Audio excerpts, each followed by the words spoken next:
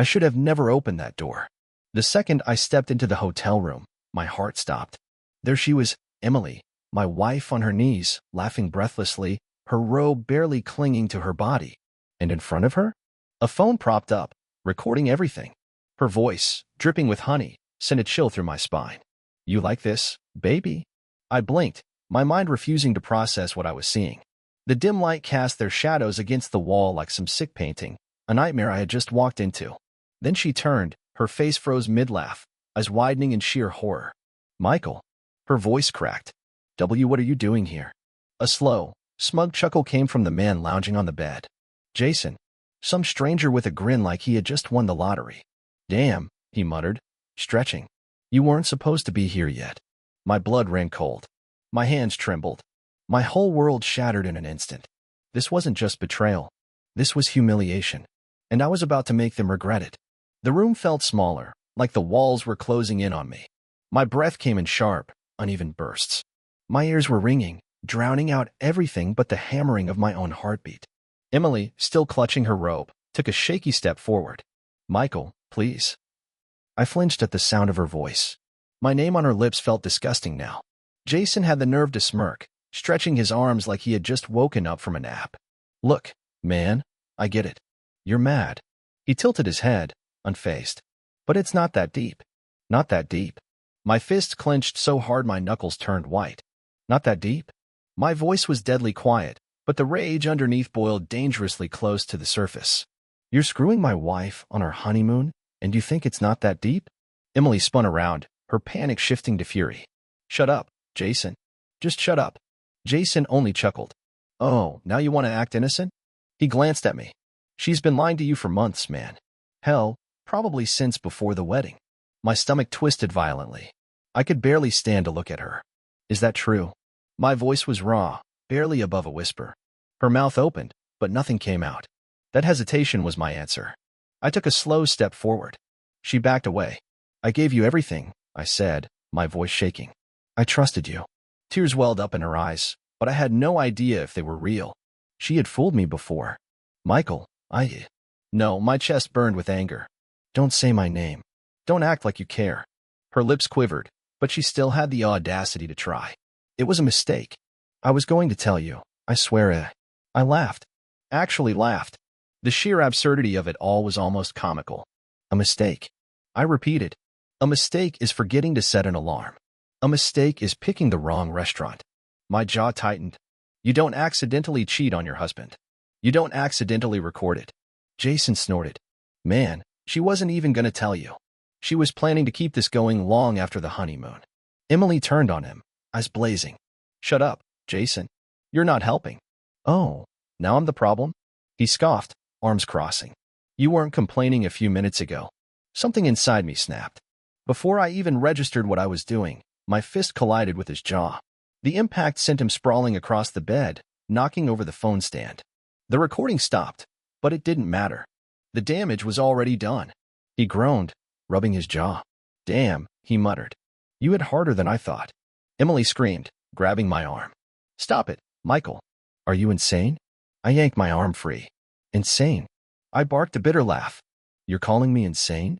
Jason, to his credit, wasn't a total coward. He pushed himself up, wiping his mouth. "Look, man, I get it. But hitting me won't change anything." He smirked. "She still wanted me over you." I saw red. My fist was cocked back again, ready to break something else, but Emily jumped between us. "Michael, stop." I exhaled sharply, forcing myself to step back. He wasn't worth it. She wasn't worth it. "You know what?" I said, my voice eerily calm. "You two deserve each other." Emily's face twisted with desperation. "Michael, please." I held up a hand. "Don't." She reached for me again, but I was already moving. I turned on my heel and strode toward the door, yanking it open. The hallway was cold, empty, but at least it didn't feel suffocating. I needed air. I needed space. I needed to get the hell away from her. The hotel hallway felt unnaturally quiet, like the whole world had stopped moving the moment I walked out of that room. My mind was a hurricane of emotions, rage, betrayal, disgust. But beneath it all, there was something worse. Emptiness. I had just left my wife. The woman I had sworn to spend my life with. But she wasn't my wife anymore, not really. She was someone else.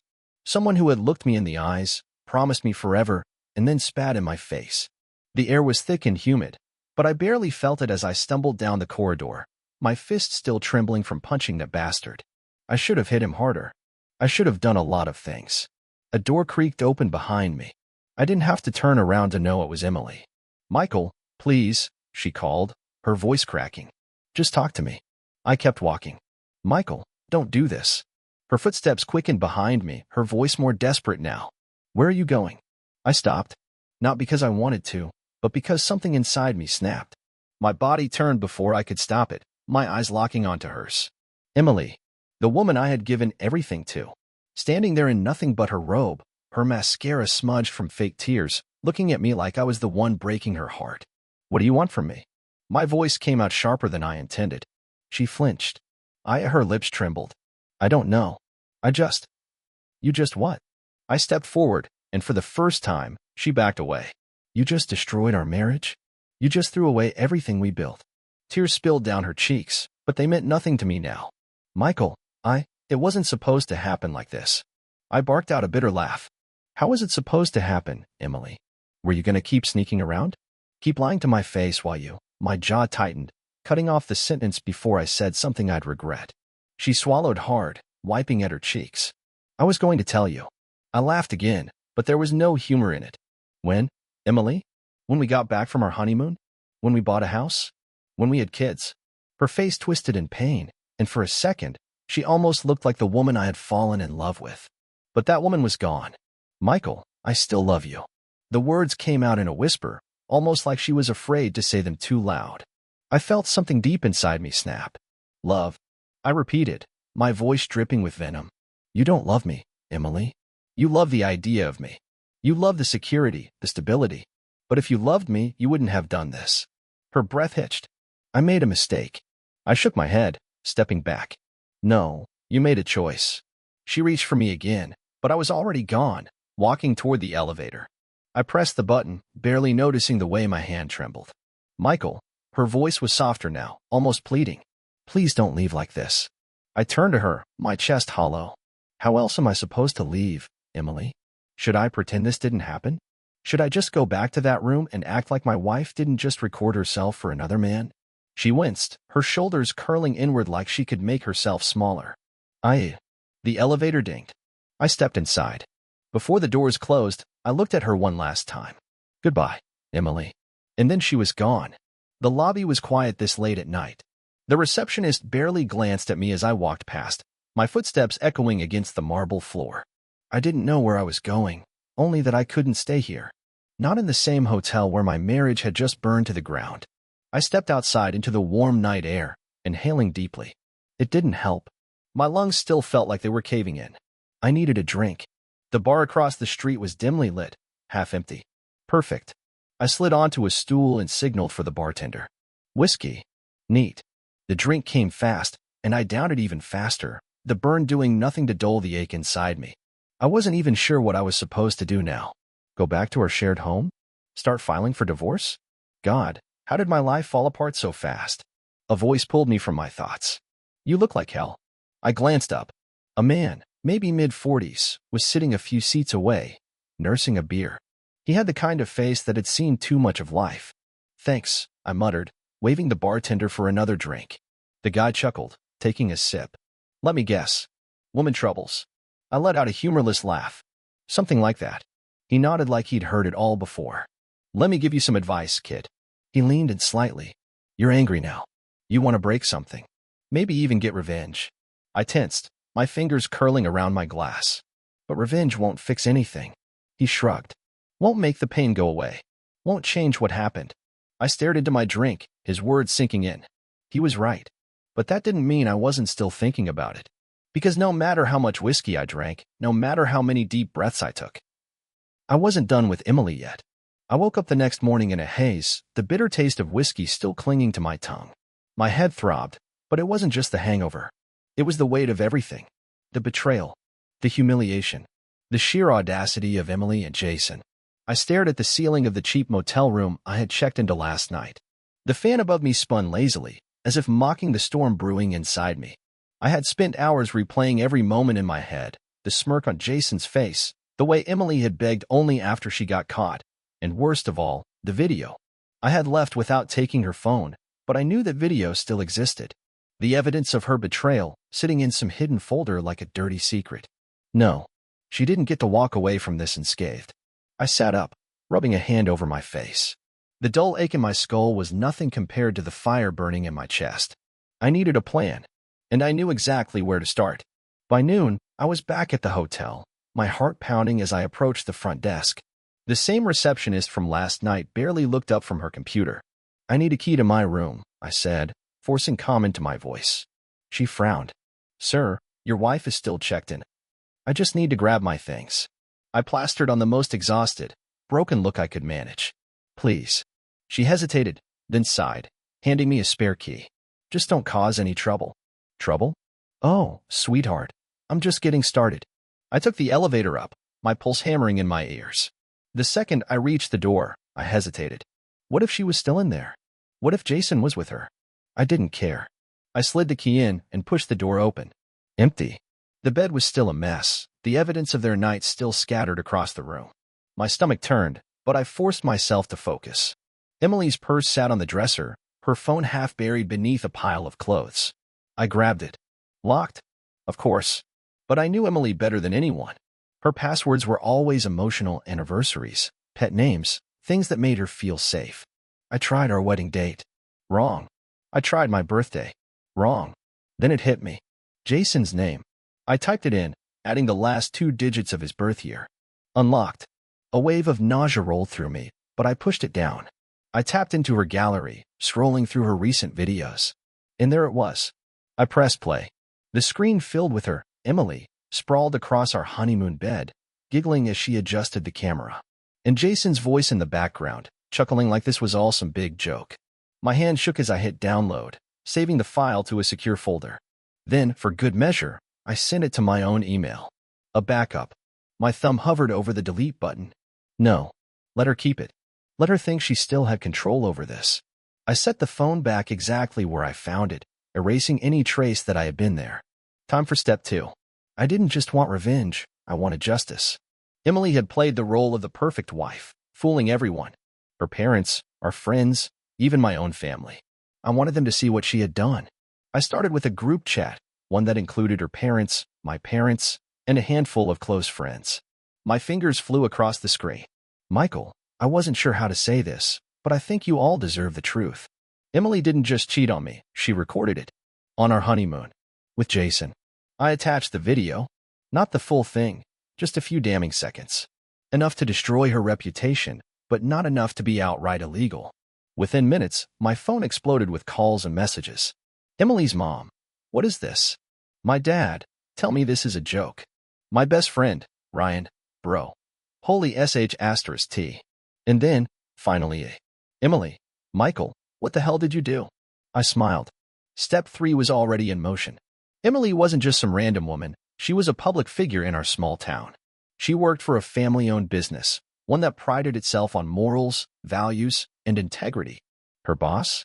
Her father. I made sure he got the video too. It didn't take long for the fallout to begin. By that evening, Emily was begging me to take it down. "Emily, Michael, please. We need to talk. Emily, you're ruining my life. Emily, this isn't fair. I made a mistake. A mistake." I let her stew in her misery for a while before I replied. "Michael, you ruined your own life, Emily. I just made sure everyone saw it." She called, again and again, but I let it ring. I wasn't interested in hearing her excuses anymore. I had one last thing to do. I walked into the lawyer's office the next morning with a clear head for the first time since this nightmare started. The paperwork was already prepared. All I had to do was sign. "Are you sure?" the lawyer asked. "No reconciliation?" I laughed. Actually laughed. Not a chance. I signed the papers. And just like that, Emily was out of my life. For good. Emily's world crumbled faster than I expected. The moment I hit send on that message, exposing her for who she truly was, the damage was irreversible. The weight of her betrayal, once mine alone to bear, was now public knowledge. And she had no one to blame but herself. My phone buzzed endlessly that night. Friends, family, even distant acquaintances, all wanting to know if what they saw was real.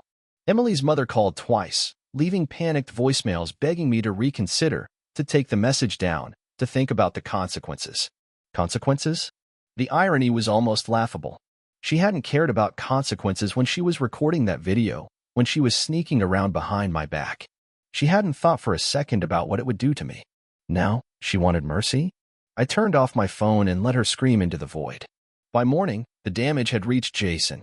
A mutual friend, Ryan, texted me before I even got out of bed. Bro, Jason's getting destroyed. His fiancée found out. She left him. I sat up, rereading the message. Jason's fiancée? I hadn't even known he was engaged. I had assumed he was just another sleazy opportunist, jumping into bed with someone else's wife without a second thought. But to cheat on his own fiancée while helping destroy my marriage? That was next-level scum. The news made my coffee taste sweeter. By mid-morning, Emily finally snapped. I was leaving the motel, heading toward my lawyer's office, when I spotted her by my car. She looked like a wreck. Hair a tangled mess, last night's makeup smeared under her eyes. Her clothes, usually pristine and chosen with care, were wrinkled like she had barely slept. The moment she saw me, she ran over, her heels clacking against the pavement. Michael, please, she gasped, out of breath. We need to talk. I stared at her, completely detached. This wasn't the woman I had married. Or maybe she was, and I had just been too blind to see it before. There's nothing to talk about. I moved to unlock my car, but she grabbed my arm. Please, just listen to me. You've ruined my life, Michael. My dad fired me. My friends won't even look at me. I yanked my arm free, stepping back. You did that all on your own, Emily. Her face twisted, lips trembling as if she couldn't believe my coldness. Like she still expected me to care.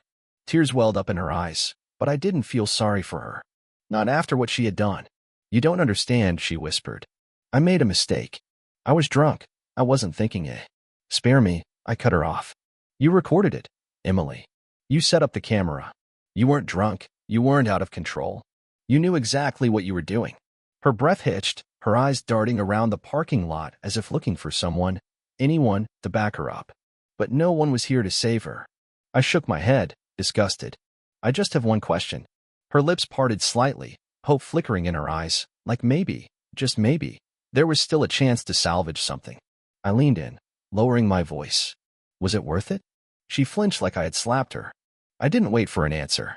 I got in my car, started the engine, and drove away without looking back.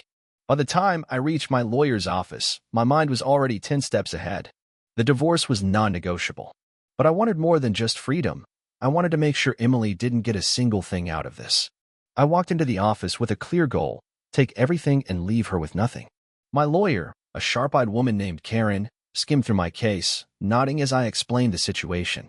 When I finished, she leaned back in her chair, steepling her fingers.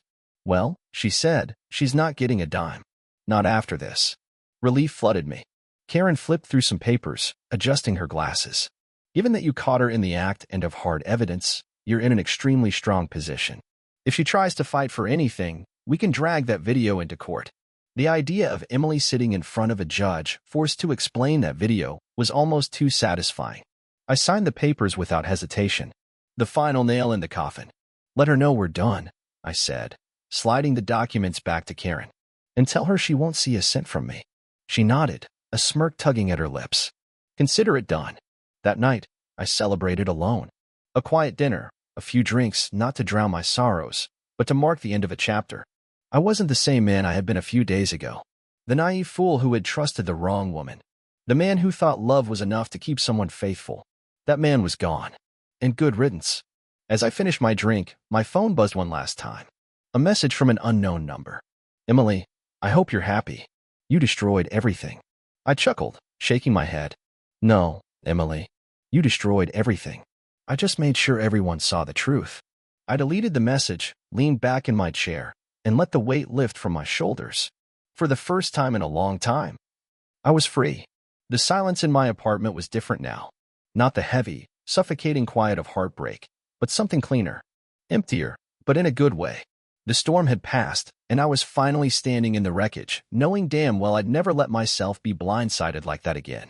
But Emily? She wasn't done yet. 3 days after I signed the divorce papers, she showed up at my door. I almost didn't open it. Almost let her stand out there, pounding and whining like she still had a right to my time. But curiosity got the better of me. I pulled the door open, leaning against the frame, arms crossed. What? Emily's eyes were bloodshot, her face hollowed from stress. She was holding a folder in one hand, gripping it so tightly her knuckles turned white. Michael, she started, voice shaking. I need to talk to you. Please. I should have slammed the door right then and there. But I wanted to see how much lower she could sink. She stepped inside without waiting for an invitation, her perfume still the same, but it smelled cheap now, like everything else about her. She placed the folder on my counter, opening it with trembling fingers. Inside were stacks of bills, bank statements, and a letter from her job. I have nothing left, she whispered. My dad fired me. I lost my apartment. My accounts are frozen because of the divorce proceedings. She lifted her tear-streaked face, I searching mine for a shred of sympathy. I don't have anywhere to go. I let out a slow breath. Not my problem. Her face crumpled, but there was something off about it. Like she wasn't actually devastated, she was just desperate. And desperate people were dangerous. You can't just throw me away, she hissed. You loved me. That was before I knew what you were. Her hands curled into fists. Michael, I was wrong, okay? I messed up. But you destroyed me. You could have just left, but you had to make sure everyone saw me suffer. I scoffed. Yeah? And if I hadn't found out, you'd still be sneaking around, wouldn't you? She swallowed hard, her silence giving me my answer. Then, she did the one thing I wasn't expecting. She dropped to her knees. I stared, stunned, as she clutched at my jeans, looking up at me with wide, pleading eyes. Michael, please. Please help me. I'll do anything. I took a step back, disgusted. Get up. She didn't move. I don't care about Jason. He didn't mean anything. We can start over, just you and me. I laughed. Actually laughed. She looked up, startled. You think I'd ever touch you again? I shook my head. You're pathetic. Her expression twisted from begging to rage. You think you're some kind of hero? She spat, scrambling to her feet. You think you're better than me just because you got your little revenge?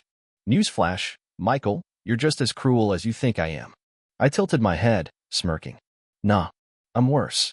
Because I don't regret a damn thing. Her lips trembled, and for a second, I thought she might actually cry. But then as she snapped.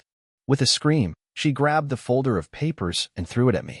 Bills fluttered through the air, some landing on the floor, some sliding across the counter.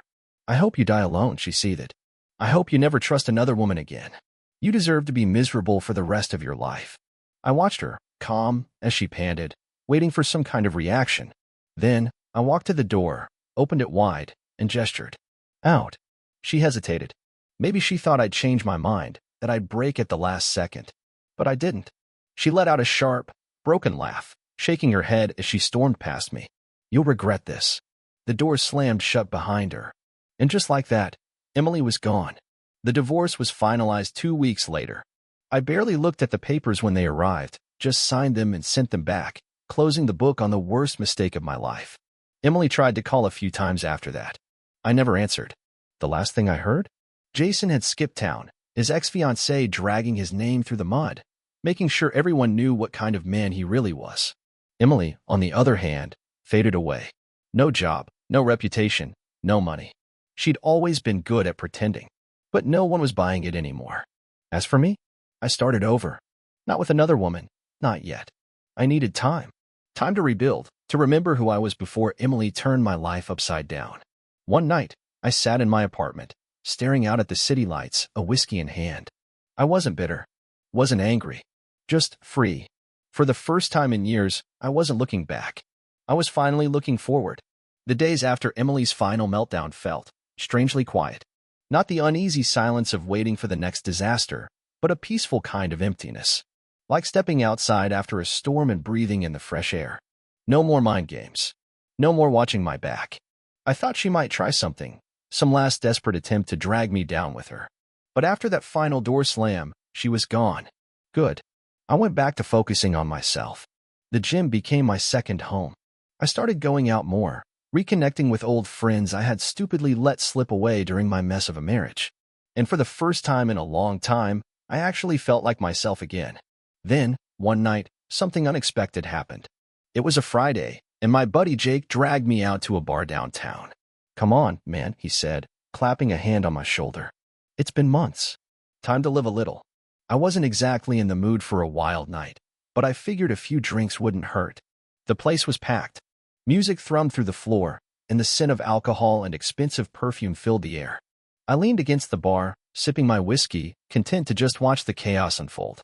And that's when I saw her. Not Emily. Not some carbon copy of my ex. Someone real. She wasn't flashy, wasn't trying too hard like so many others in the room. Just a woman sitting with a group of friends, laughing at something one of them said. She had this effortless confidence, the kind that made her stand out without even trying. Our eyes met across the bar, and for a split second, I felt something I hadn't felt in a long time.